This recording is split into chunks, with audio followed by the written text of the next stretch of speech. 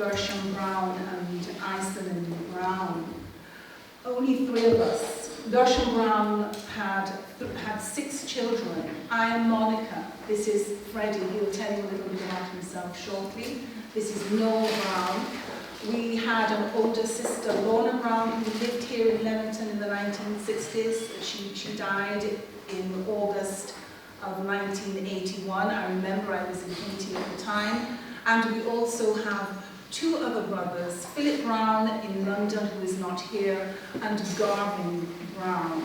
And we are pleased to tell you what we know about our parents and to describe our lives in Leamington between 1964 and 1972.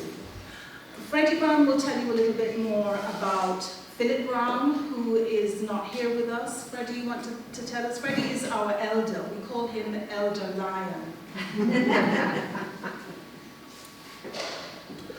Shall we do the eulogy first? Not yet? Okay. So I'm going to represent Philip, our other brother, and this is how he'd like to introduce himself. He says as follows. Good evening, ladies and gentlemen. The cute child seen holding the football in the park, which will be one of the slides you will see, is indeed me, Philip Gersham Brown. I must say, to this day, the cuteness remains. Unfortunately, I am unable to be with you this evening. I currently live and work in London, having spent much of the last 20 years in the areas of higher education and public health. I'm also a freelance writer, having published my first book in 2020, and I'm passionate about genealogy and racket sports. The contributions you will hear from Monica, Noel and Freddie briefly highlight our time living in Leamington Spa. Our family, along with other families of similar backgrounds, were here. As productive citizens and everyday people, this should not be forgotten. Thank you. That's on behalf of Philip. Just to tell you something, and just to tell you something about Noel Brown to my right, an incredible man, a warm, generous man. He works with the National Health Service, he's a well-being manager, but he's more than this, he's a storyteller, as are we all. He's a writer, he's a playwright, he's a songwriter. Freddie is in the middle of writing a book. I'm also a writer myself. We have copies of my book, Journey Back to Zanzibar, on the desk. I'm a journalist, I'm a teaching fellow, I'm an advocate, I'm training to be a magistrate, and I'm a change maker. We are the living legacy of Gersham. We are the living legacy of Gersham Brown. Freddie. This is an extract of our father's eulogy. While the Negro River still flows from the foot of the Blue Mountains to a small village known as Mount Lebanon, there was born to Mr. Arthur and Mrs. Elvira Brown 9 children, the 4th, whose name was Gersham, born on the 25th of January 1930. He was from Christian parentage. His father was a deacon at Trinity-ville Baptist Church, and his mother was a church leader. This was an extract from my father's eulogy. He handed his own eulogy to me 6 months before he died in July of 1990. He died on the 26th of January 1991, the day after his 61st birthday. And we used his eulogy verbatim at his funeral. Where was he from? Before we can tell you about the Leamington years, you've got to understand context. You are historians. You understand that if you are to recognize the value and importance of anything, you've got to look at the context. So we'll be taking you on a little journey, so that we'll be taking you back to where he was from. And in the slide, you can see what he saw. The foothills of the Blue Mountains, a little village in the hills of St. Thomas, a rural village, and life for him and his siblings would have been a really difficult one. Life surrounded the river, the Rio Negro, the Negro River, and most of the rivers in Jamaica have Spanish names because before the English came, the Spanish were there. So we've got many places with Spanish names. So he would go to the river daily to carry water. There was no running water, there was no inside plumbing. And people bathed twice a day. And if we look look at the next slide, this is a picture of the Negro River. And we each have memories of that river. Noel, can you share your own memories of that river? Because I do. So, I guess my first encounter with the river would have been having arrived in Jamaica around the age of 12, going to Trinityville, no street lights, lots of sounds. This is deep country, and it was just a strange environment, and I could hear this thundering, but it's pitch black, and my dad disappears up a rocky road, track, a rocky track, I think it would be fair to say. And I'm just trying to keep up with him in this darkness, with all the sounds of crickets, of grasshoppers, of frogs, the fireflies, I think we call them piniwali, fireflies, sort of appearing then disappearing. So it was a really alien environment in that sense. But the river, the sound of the river, this thundering, as you can see in the picture, I'm sorry we don't have the sound effects to go with it, but that was very much my first encounter of the river. We spent probably about a week there that first time, and we got to know and love the river. Up in the morning, first thing we had to do is collect water. Now, having been born in Birmingham, raised in Leamington Spa, collecting water was not one of those things that they taught us here. So we have that against you, that you didn't prepare us by teaching us to collect water. So before you ate, you had to go to the river and collect water, carry water in buckets. Now, as you can imagine, bucket full of water, a 12-year-old, not really caring too much about how much water was in there. But when I got there and realized that about a fraction of what I started with was there, and then I had to go back and do it all over again, I quickly learned to pay attention and to be very careful to make sure when I filled it that it stayed full all the way to there. So the river, first thing in the morning, going to the river, freezing cold. I mean, you woke up really quickly. But then during the day, as the sun came up, the river was where we played. We played amongst ourselves and then met other kids.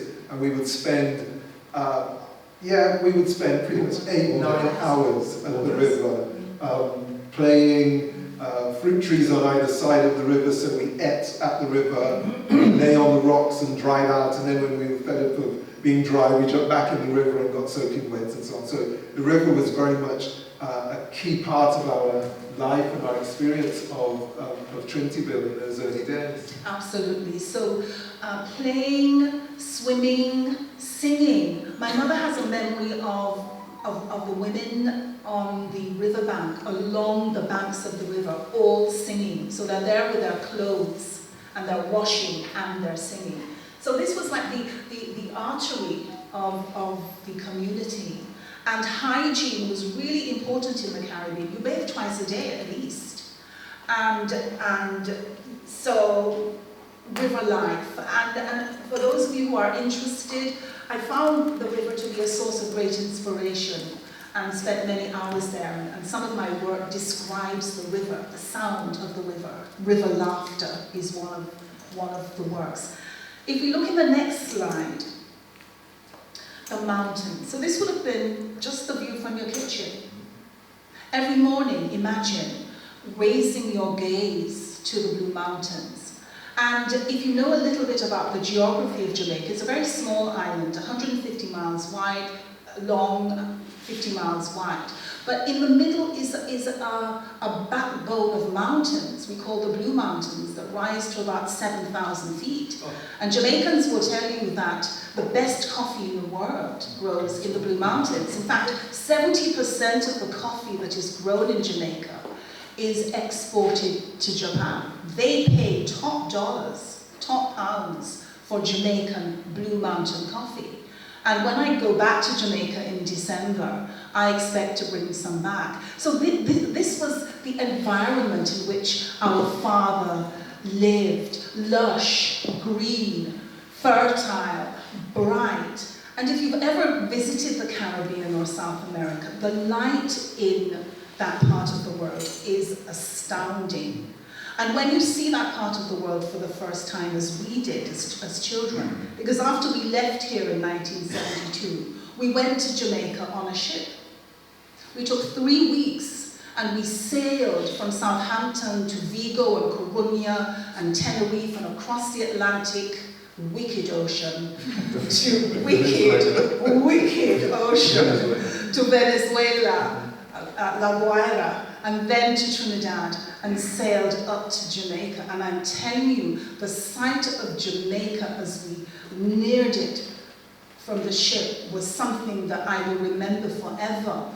And actually, it helped me to understand why it is that the Europeans spilled blood over that region. It is astounding. I lived in Jamaica for 30 years.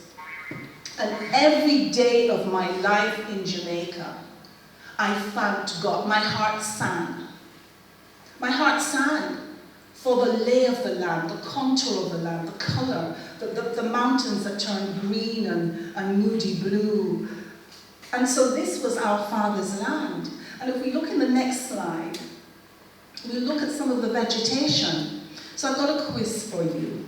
What can you see growing on the left-hand side? Wrong. Any other guesses?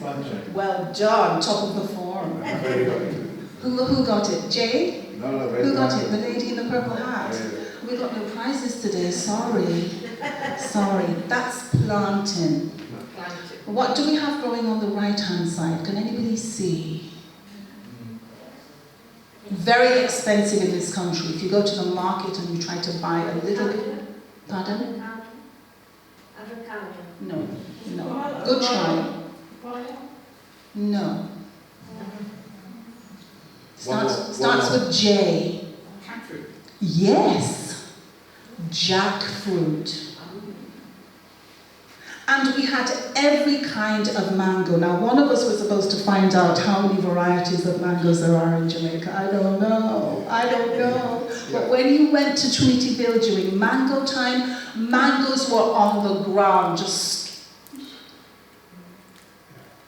because there were just too many. And my brother here has a mango story, Freddie.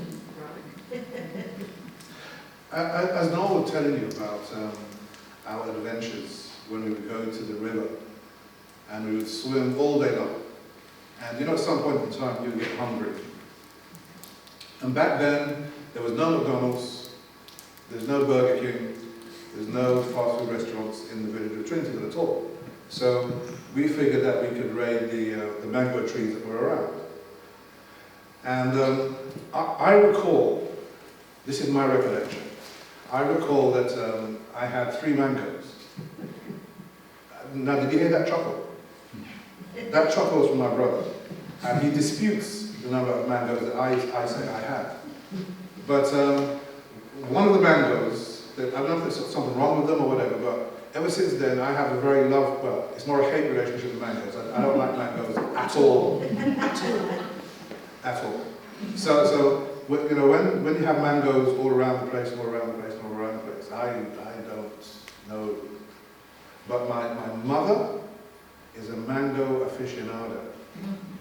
We have a video of Mom demolishing a mango when she returned to Jamaica Street. We haven't got the video of that. Sadly. But the absolute joy on Mom's face in partaking of the mango is just something to behold. But I think Noel likes mangoes, and Monica, Yeah, that's... we love mangoes. No. When I come to your house, no mango juice. Okay, so this was the context. This is where Dad came from. This is where he came. Oops. This is where Father came from. Now let's take a look at the next slide. And in this slide, I tried to capture the ages of a man. In the top left-hand side is Dad when he was 19 years old. So that would have been in 1949. And by the time he was 19, he was an accomplished builder. He could build a house. In fact, when his mother's house blew down in one of the many hurricanes in Jamaica, he and one of his cousins built the house. And he gave himself so passionately because he loved his mother to that process that he was in a coma for about 5 days and the church bell rang because they thought he was dead. And mercifully he arose. So that's Dad when he was 19. In the middle you've got the man who came to the UK. By then he was wearing long pants, long trousers. In the Caribbean, men wore short trousers because long trousers were expensive to make.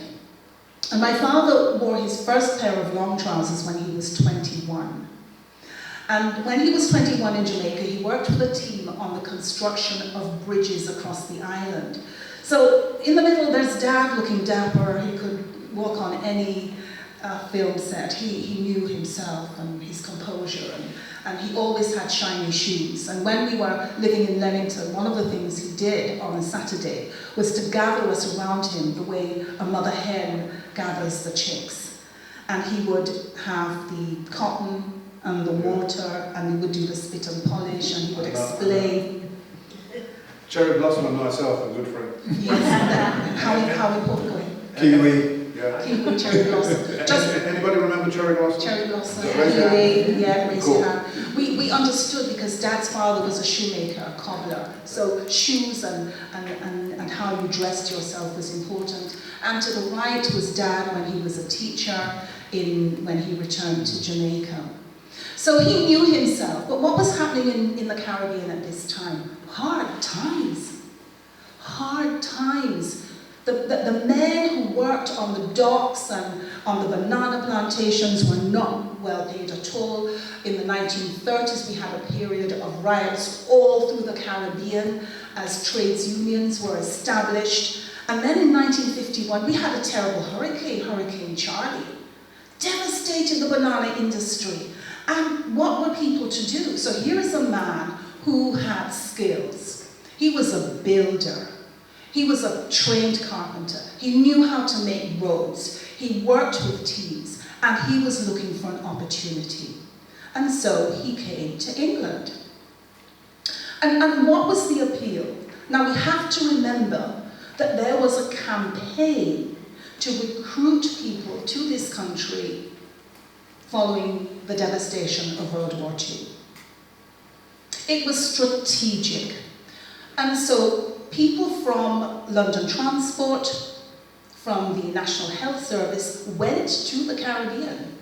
They paid for advertisements on the radio, the most powerful medium. If you want to reach people in the Caribbean, radio is your medium.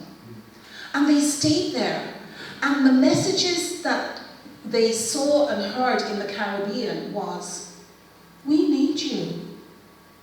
Those were the messages. And when we look at the next slide, I got two posters from the Ministry of Information, 1939.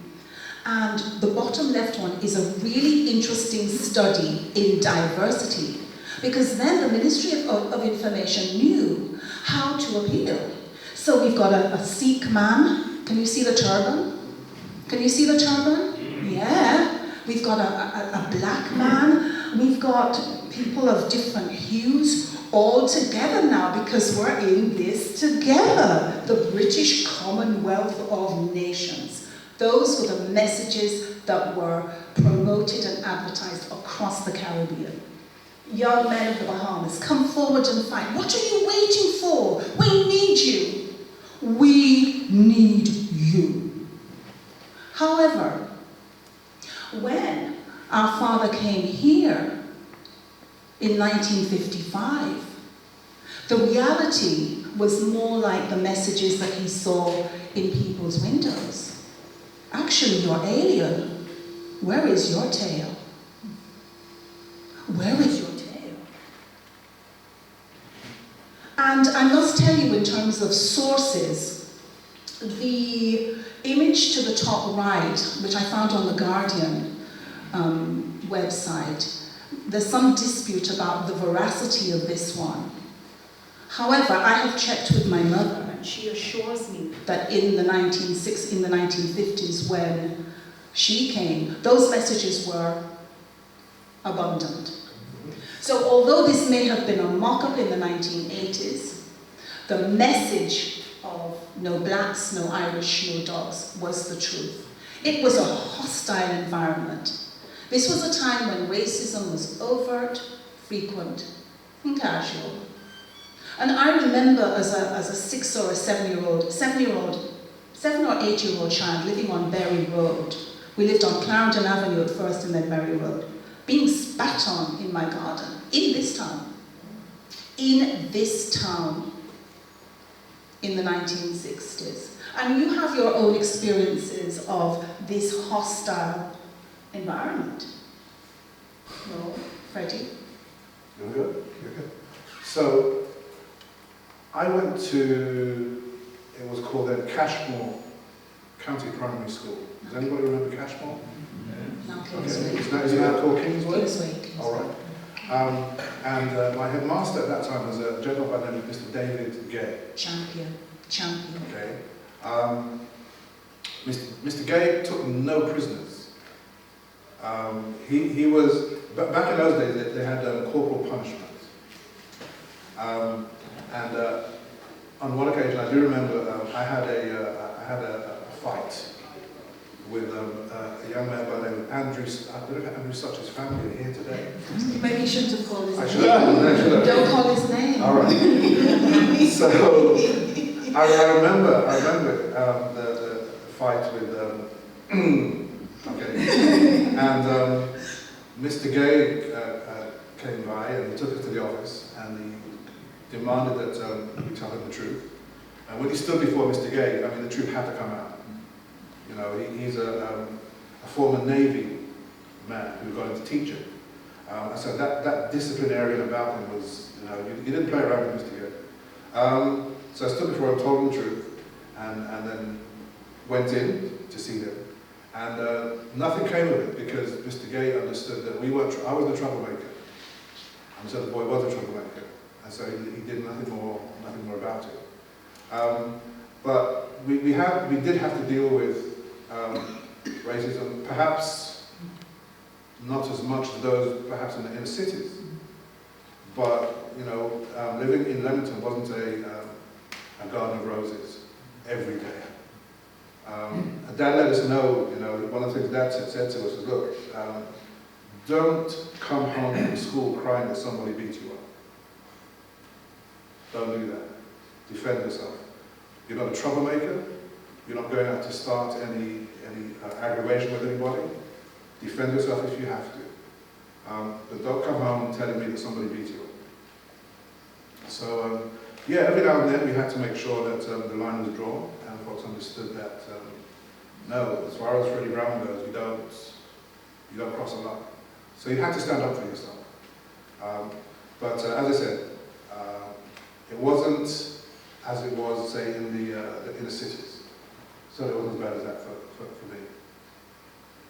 Yeah, I distinctly recall I can't remember the name of the road, but at the back of Warwick Street there was a toy shop called Toy Town. Freddie and I used to Regent Street. So we used to save up our money and to buy. Freddie did cars, I did aircraft. So we built aircraft kits, and that was one of the ways in which we were, it was just a lot of fun, creativity and so on. And I remember going to Toy Town, purchased aircraft kit, a Lightning, one of the famous British BAC Lightning. BAC Lightning. And on my way back, there was a a child, this boy that I had seen on and off and would follow me, then disappear. On this occasion, he followed me all the way from Toy Town up to Tatchbrook Road. At the corner of Tatchbrook Road, there was a sweet shop just as you're going up the hill on the left-hand side. And I had tried to chase this boy away. He refused to go away. He was tracking me. He was threatening me. And I ran into the sweet shop and I burst into tears and I told the shopkeeper. So the shopkeeper came out. He told off the boy. And while he was telling off the boy, I decided I'm going to make a run. So top of the hill, first right, that's where Bury Road is. So I thought, okay, I've got a good distance on him. He was hunting me. Before long, he was on my back. And I don't know if you've ever been at a point where where it's sort of, okay, this is enough. I'm not going to run anymore. And so I remember dropping the bag with my toys, turning around and facing him. And I was probably about 10 or 11, and maybe I knew 2 or 3 swear words, but I used them multiple times, whatever swear words I knew. And I went and I ran for him, and I ran towards him. And fortunately, I didn't catch him, because probably the rage that I was experiencing at that time, I'd have done probably way more damage to him than I could have imagined. But that was what a 10, 11-year-old was experiencing because of the environment, this hostile environment that I was facing. In school, it was there, and here it was. I was going about my business, avoiding, not looking for trouble or anything like that, and this boy decided that it was okay for him to follow me, to stalk me, to threaten me, and I decided at that point I wasn't going to have it. There's a bridge near St. Nicholas Park. Does that ring any bells? I remember standing there and pondering to jump over it. I had thought of that because I had seen him on several occasions and I was trying just to get away from him. And so previously I had stood up that bridge and looked over it to see if that's the way that I could get out of it. I never heard this before. So that kind of situation was what we were facing as we lived here. That's not the only story. Thank God that's not the only story. But Yeah. just really to capture that has been a key part of our experience of racism. And may I just say that Freddie spoke about our headmaster. Had we been in a school now and been racially abused the way we were and responded, we probably would have been expelled. We would have been put in a pupil referral unit. We would have been sidelined as being educationally subnormal. And then our life potentially would go down the path, because you all know if you don't stay in education, your chances in life are pretty grim. So that headmaster, by taking the stand, very disciplined, he didn't take any nonsense, but by being very aware of what was taking place, that this was some black children being racially abused by their white counterparts, by him taking account of that, it gave us the opportunity just to survive.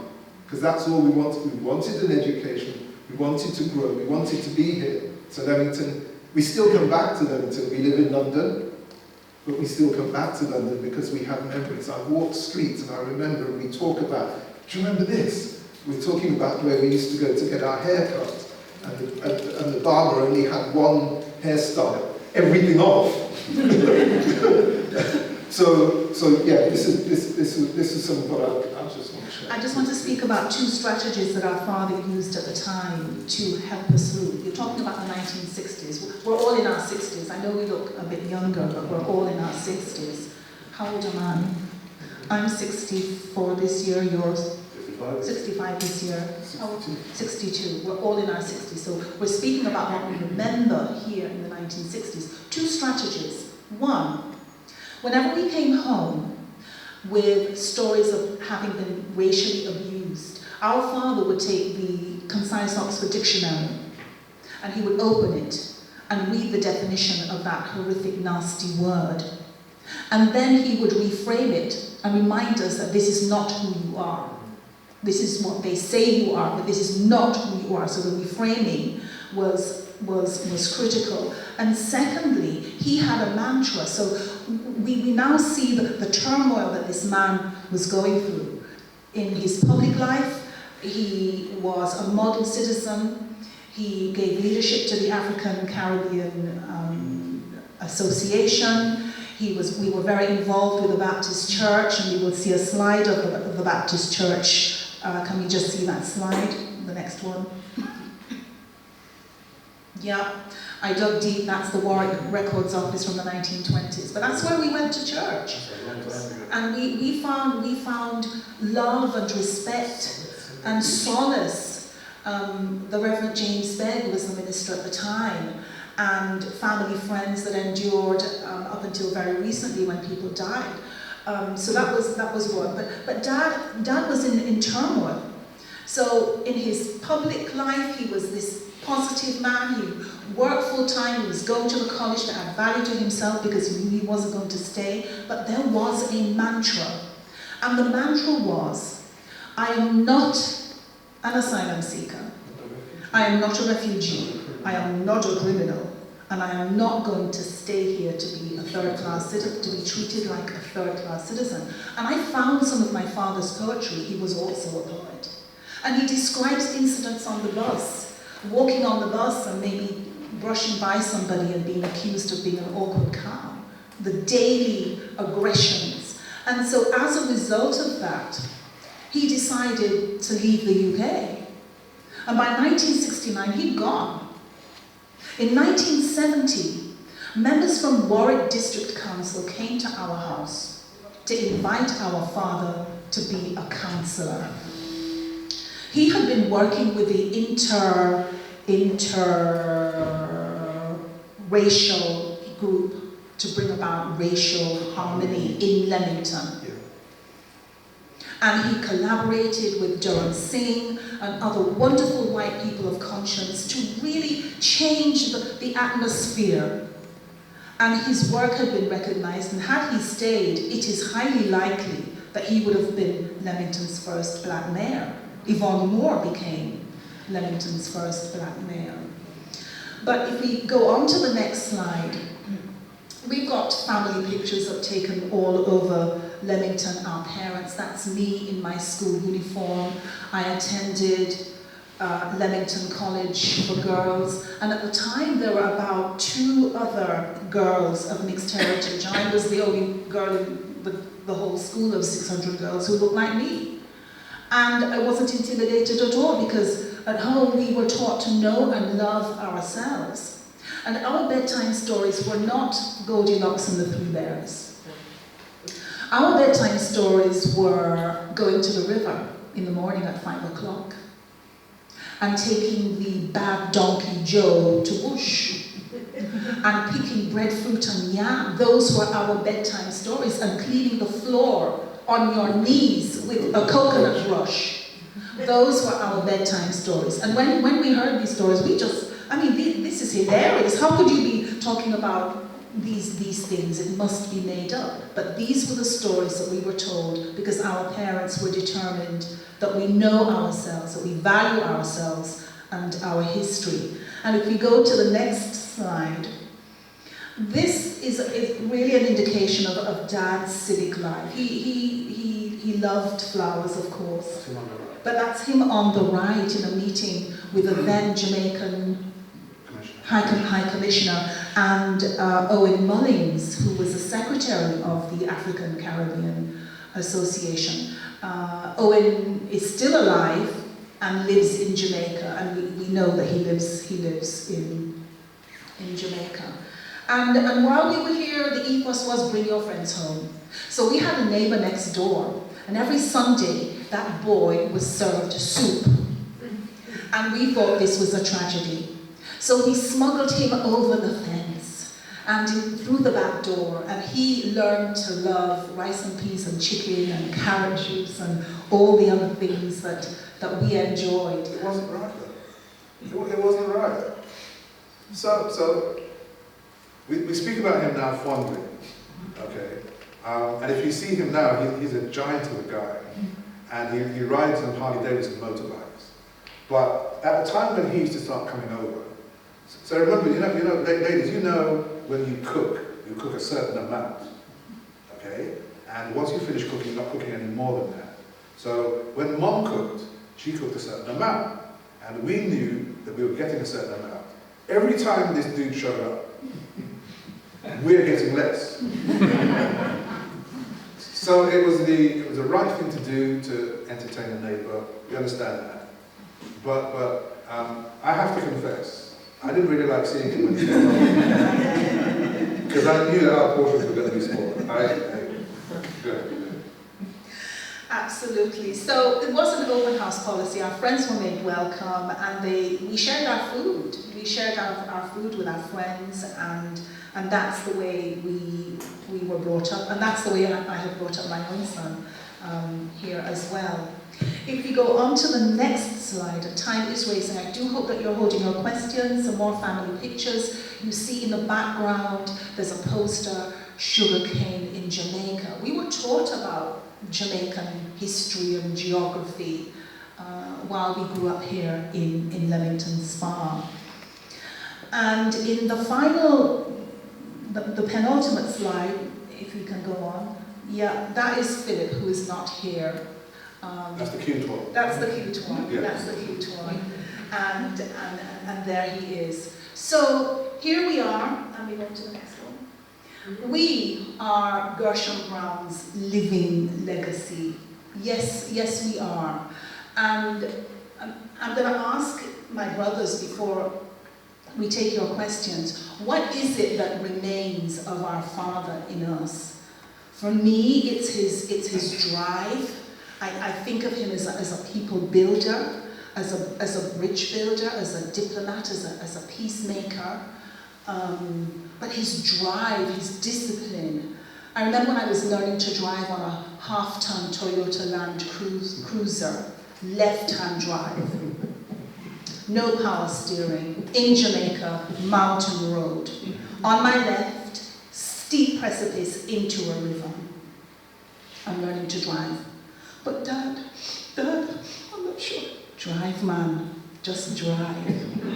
And so whenever I'm facing a situation that I'm not quite sure of, I hear him and I face it, and it gives me courage, and that remains, and I have passed that on to my own son.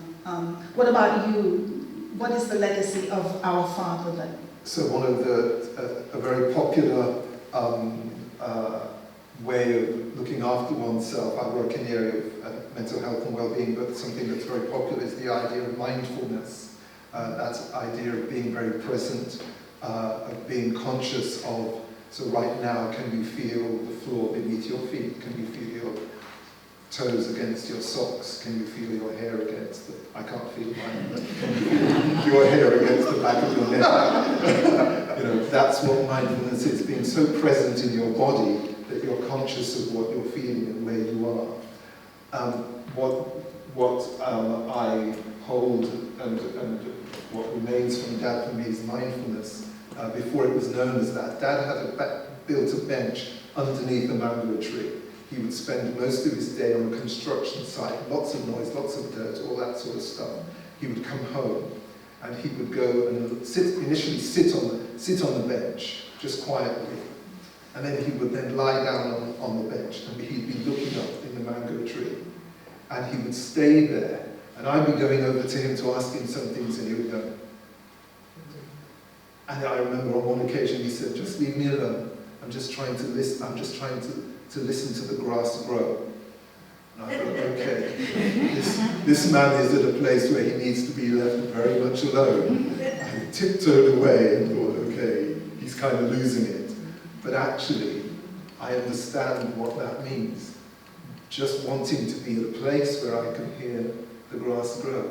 where I'm still in my inside. Sometimes I'm really noisy and active and all the rest of it, but creating a stillness inside of me so that I can experience peace and calm, so that I can deal with all of the stuff that's happening outside. So for me, it's the modern term would be mindfulness. Dad called it hearing grass grow. Yeah. When we lived at Bury Road, one of the things I remember about living there was the fact that I used to hear people with different accents come to the house to visit and speak with Dad. And it was fascinating. So you had evidently people from the Caribbean, different Caribbean islands coming, and they're talking to Dad. They're seeking his wisdom, his guidance, his direction. So, I'm a life coach. I work with primarily couples around relationships. I'm also a systemic family therapy practitioner. Noel does that as well, so I work with families. I'm a musician, I play drums, and I'm also a minister of religion. And so, it's an interesting thing whereby people come up to me and tell me things about themselves. They feel comfortable in being able to share. So if I'm at church, somebody will come up and say, well, you know, Reverend or Pastor, I've never told anyone this before, but, and they proceed to tell. And sometimes after the conversation, I'm a little confused because I'm trying to work out what is it that they see that enables them to feel so safe to declare this kind of thing. Because it's not like I walk around with a big poster, tell me your deepest, darkest secrets. Dad had that, whereby people would come and they would seek advice, not just about the situations that they were facing, but also about, you know, how to get on with life as well. And so that is Dad's legacy, I think, that we have and that we continue. For the men who are here as fathers, you have a legacy. You have a legacy, and I would encourage you to be intentional about the impact you have on your sons and your daughters, because it lasts a lifetime. Without this man, Gersham Brown, we wouldn't be here. I mean, isn't that crazy? A man from the Caribbean who arrived here in 1955 from the Caribbean, without him, we wouldn't be here. And so that's the power of your legacy. This opportunity to share this, I mean, this was the last time we do this. But yeah, that's legacy for me. Thank you.